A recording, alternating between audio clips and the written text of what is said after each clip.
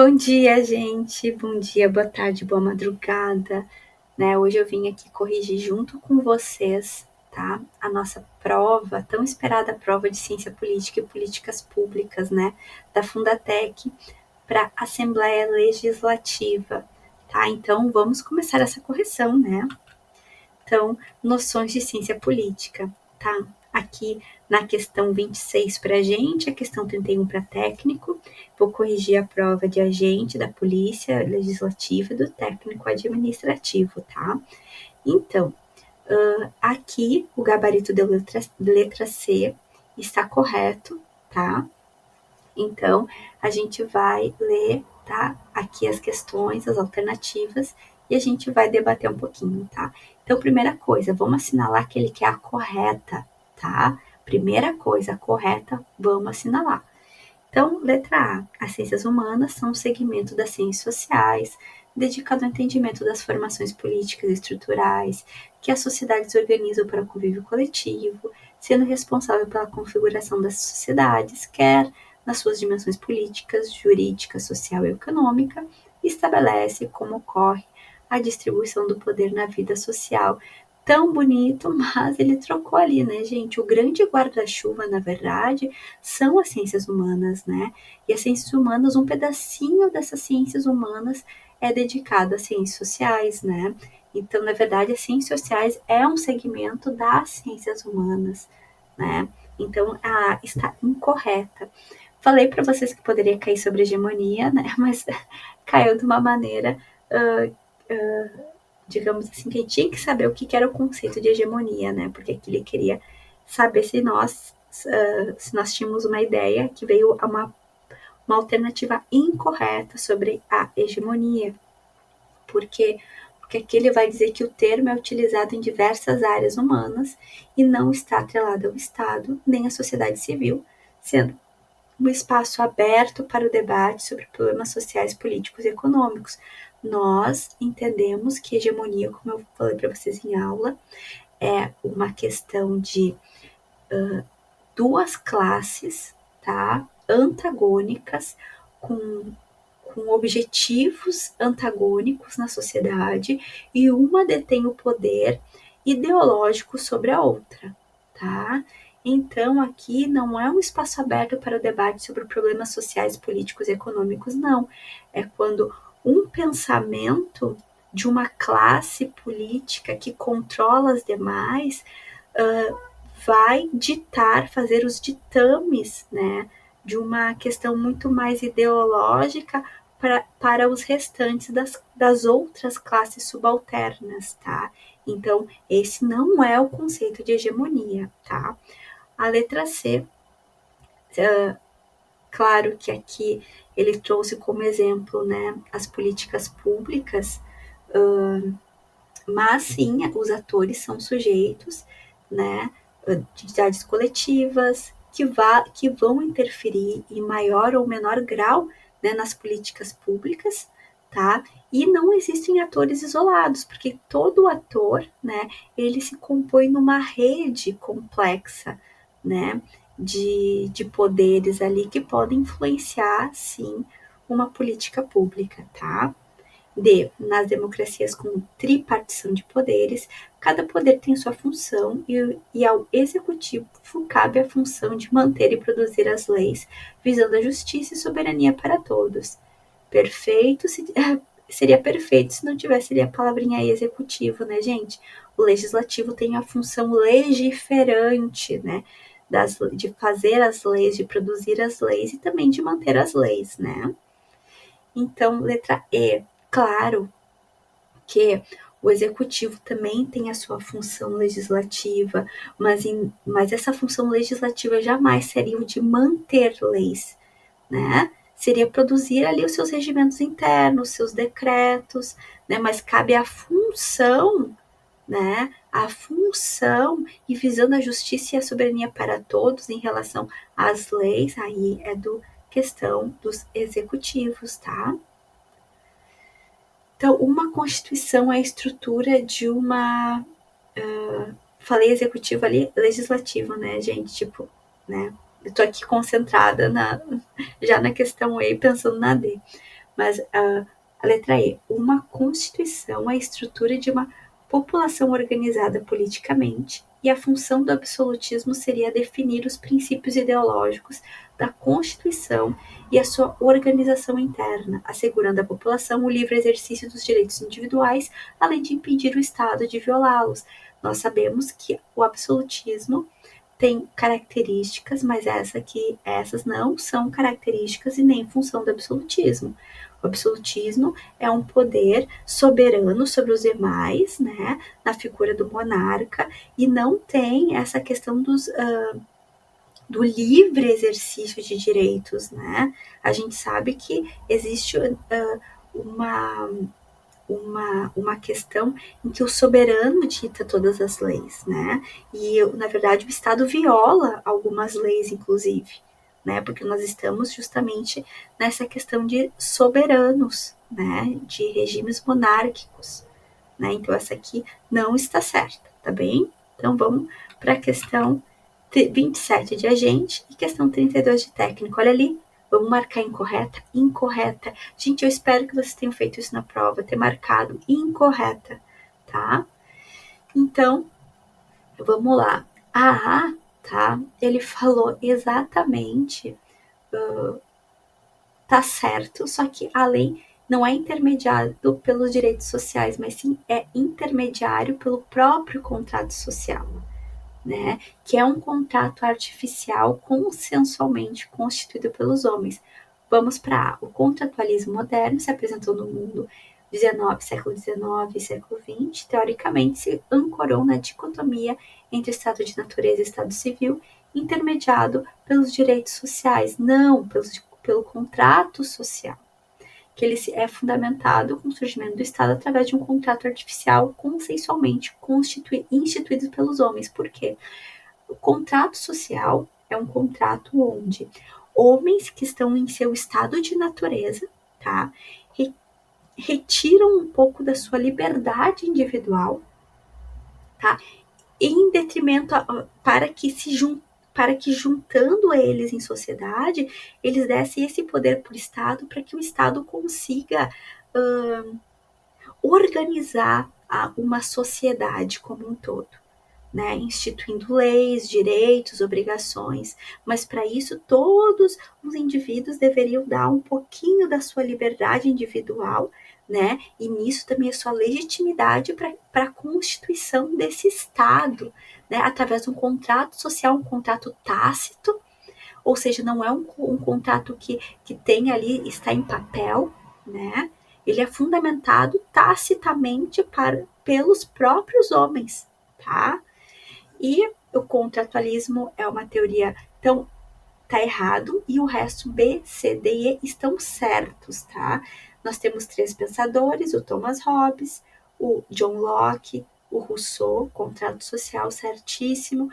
O contrato social é uma grande narrativa, né, que tem obrigações complexas, tá? Obrigação política moderna, né? E é contraditório porque é justamente isso, né? Nós damos um pouco da nossa liberdade para que o Estado possa organizar essa nossa liberdade, porque ela também pode ser contraditória no momento que a gente entrega um pouco da nossa liberdade para o Estado, né? Organizar a liberdade, digamos assim, tá?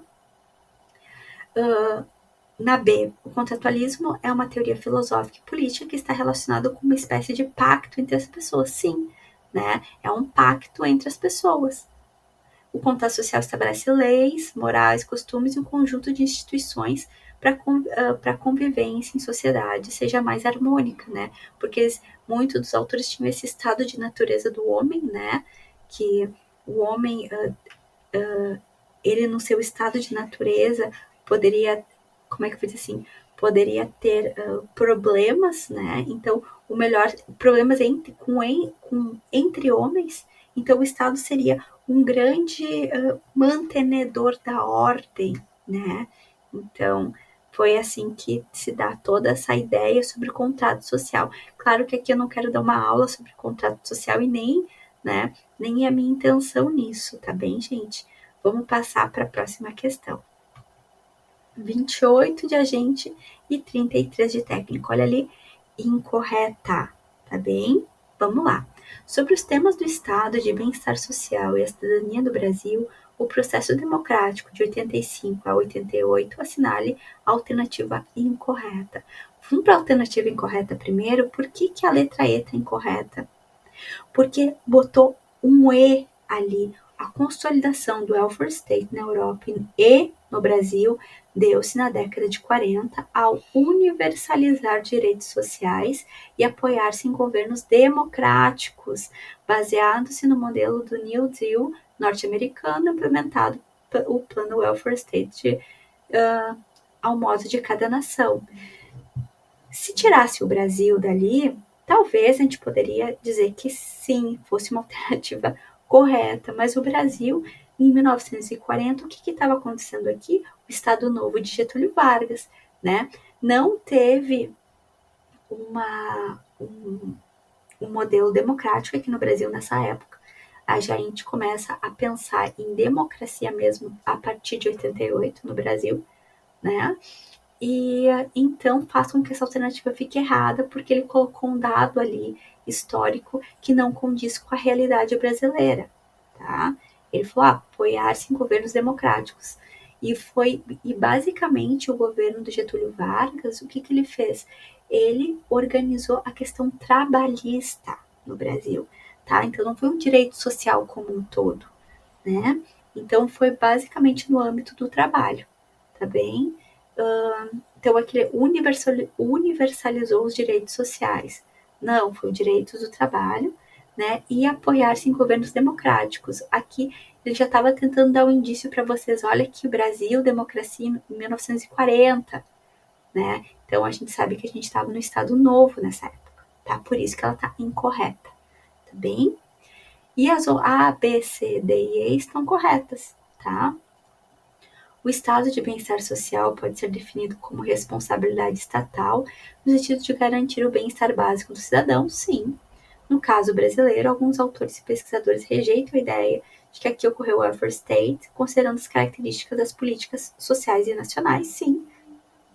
Tem gente aqui, tem pesquisadores que dizem que a gente nunca chegou a ter um welfare state de verdade, né? Porque a gente ainda, o pouco que nós tivemos, né, já veio a questão do neoliberalismo no Brasil e acabou, né, já foi mitigando um pouco de políticas sociais que nós temos. Letra C. Nos chamados países pobres ou dependentes da América Latina, tem-se a ideia de que nunca ocorreu a garantia do bem-estar social na população por meio da universalização de direitos e serviços públicos de qualidade, devido à profunda desigualdade de classe e ao fato de que as políticas sociais não são de acesso universal. Uma coisa complementa a outra, a B complementa a D, né? Então, e a B complementa a C, tá? Letra D.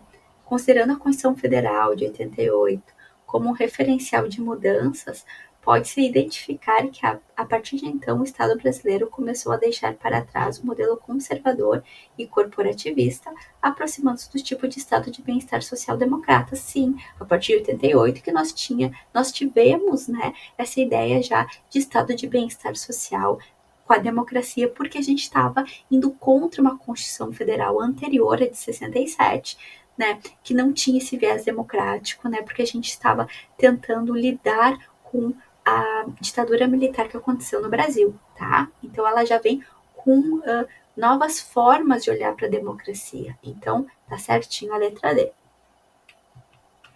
29 pra gente, tá? Aqui, primeira, as assertivas. Então ele quer as corretas.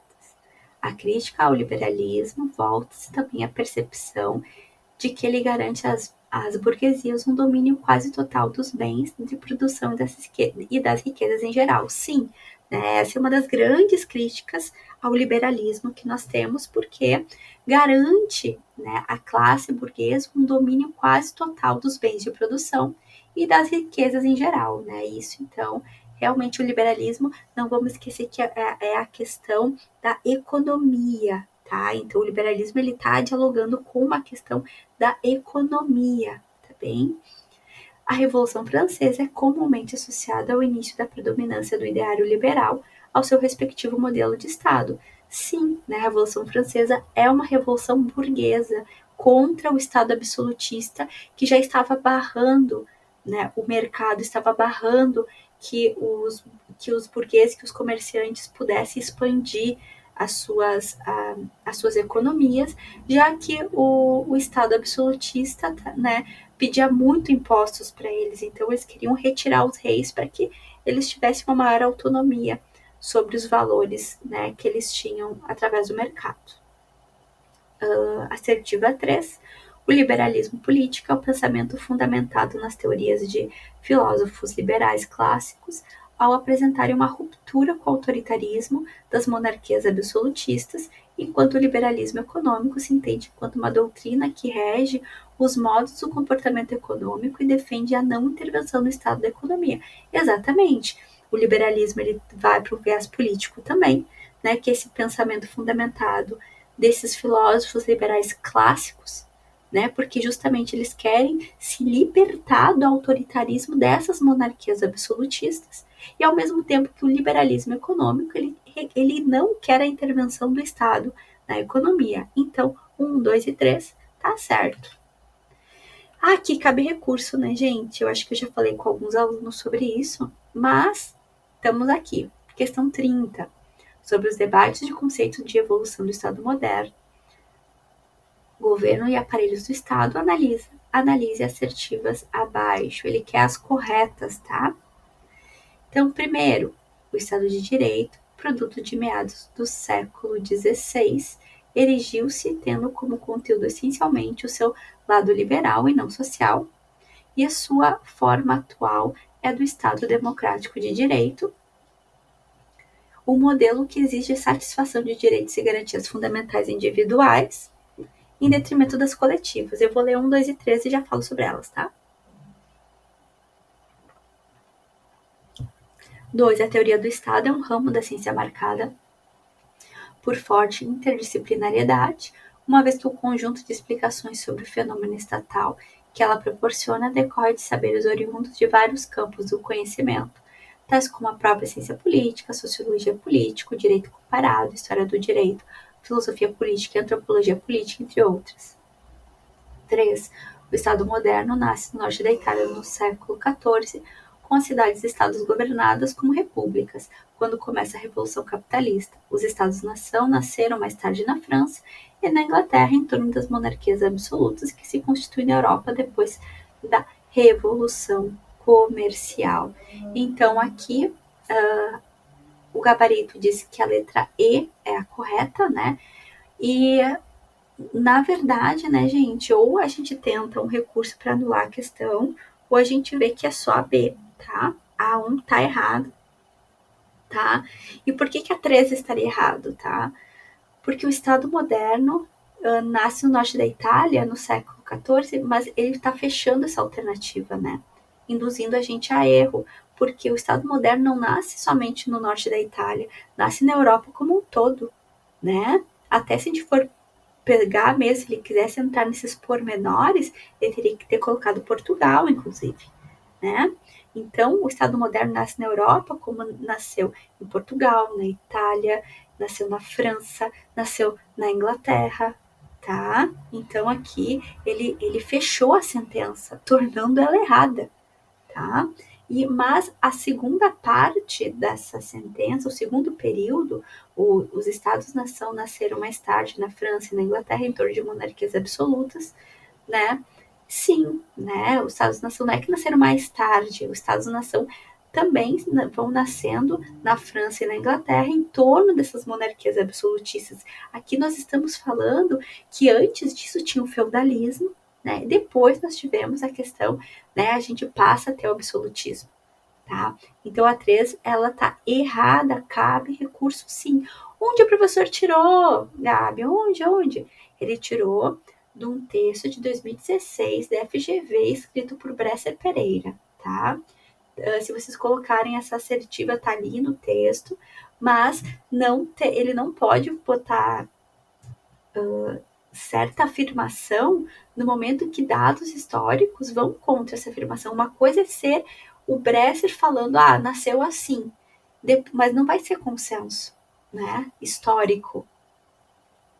Então, cabe recurso sim, tá, gente? Quem quiser, por favor, né, elaborem seus recursos, porque cabe, tá?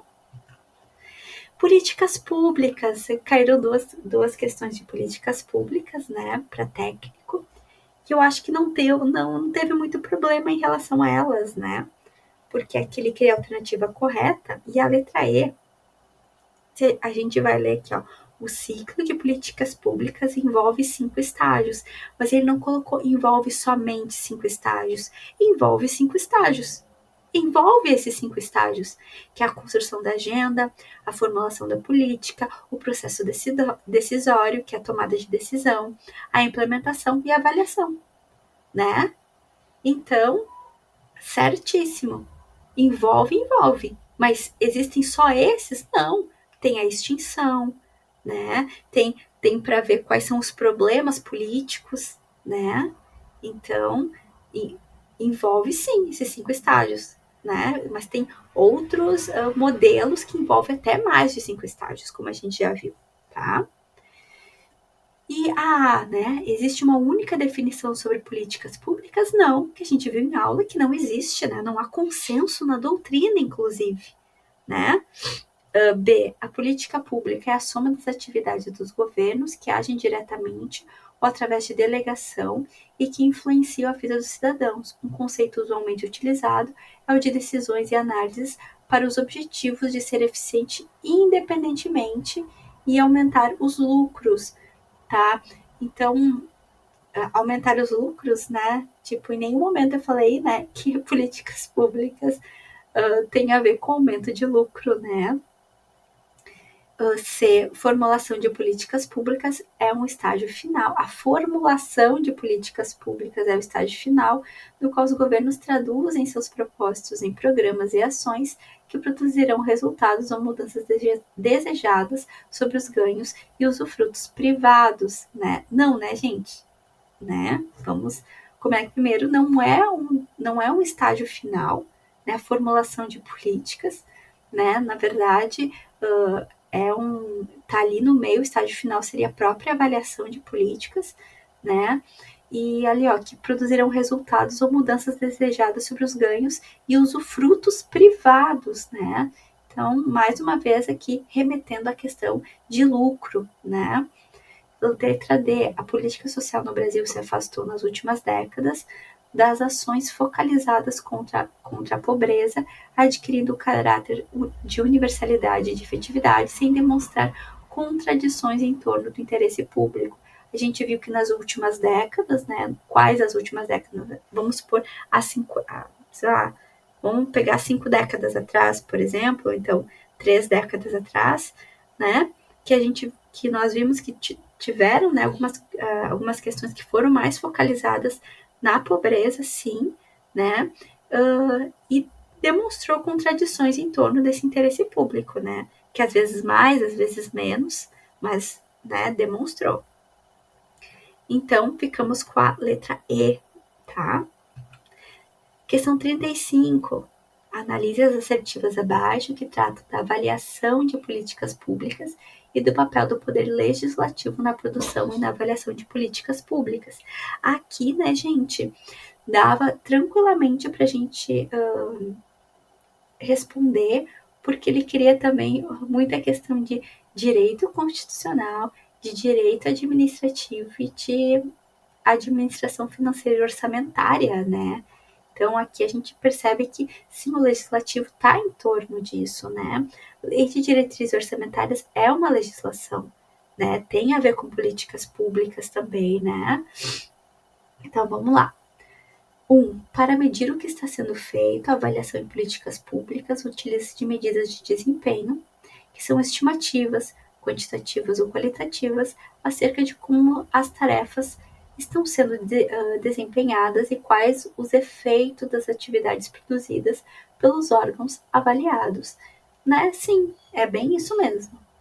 Pode-se entender, 2, pode-se entender por políticas públicas o balizamento fundamental que são definidos pelo governo, né, com o propósito de parametrizar a maneira pela qual as organizações públicas e privadas de cada setor deverão atuar em relação a determinados problemas ou áreas de atuação. Sim, né? Então, políticas públicas a gente também consegue ver, né, que o governo pode ajudar a definir, né, de qual maneira as organizações públicas e privadas podem atuar, né, em cada setor. Por exemplo, na questão da saúde, a gente sabe que há hospitais filantrópicos e como que eles atuam na área da saúde e como tem o próprio SUS, né? Então, 3, Poder Legislativo tem dado um significativo aporte de qualidade à melhoria do processo de formulação e formalização das políticas públicas por meio dos planos e orçamentos. Sua atuação tem sido substancial na definição dos planos plurianuais, da fixação das diretrizes orçamentárias e no detalhamento da programação dos orçamentos. Para quem estudou a AFO, vê que o legislativo está completamente, né, ligado a isso. Se a gente lembrar também da resolução interna da Assembleia, né, tudo que tem a ver com o orçamento, né, vai sustar as pautas, né, até que seja, né, definido ali e em sessão, né, o que deve ser feito, né, para votar nas leis sobre o orçamento, principalmente, né. Então, nós temos isso. Então, a gente percebe também o poder legislativo envolvido nas políticas públicas, né, gente? Então, tá certinho, claro, envolvia outros tipos de informações, né, mas não saiu, né, do nosso entendimento de políticas públicas, até porque eu disse, políticas públicas tem vários, né, vários atores envolvidos nisso, né? Então, a correta 1, 2 e 3. Deixa eu ver aqui. Então, meus amores, era isso, tá? Sobre as nossas questões de políticas públicas e ciência política, tá? Eu desejo que tenha sido uma prova tranquila para vocês. Eu sei que para muita gente não foi e eu sei da dificuldade dessa matéria, né? Mas contem comigo, né, para qualquer dúvida eventual que vocês tiverem ao longo da caminhada, tá? Estamos aqui com vocês, como eu disse, estou aqui no início e no final, tá? Então, o que vocês precisarem, por favor, entre em contato, tá? E eu realmente espero que vocês façam os recursos necessários, que vocês lutem por aquilo, né? Que é de interesse de vocês, porque na vida a gente tem que tomar partido, a gente tem, é isso que eu quero, então é isso que eu vou conseguir. Tá bom, meus amores, um beijo, fiquem bem, né? E eu espero que a gente se encontre aí mais de uma vez, né? Nesses caminhos da vida aí de concurso público, né? Caso vocês queiram concurseiro, uma vez é concurseiro sempre, né? Então, um beijo, fiquem bem, um bom dia, uma boa tarde, uma boa madrugada para vocês, tá? Beijo, ótimos estudos e vamos, porque é nóis!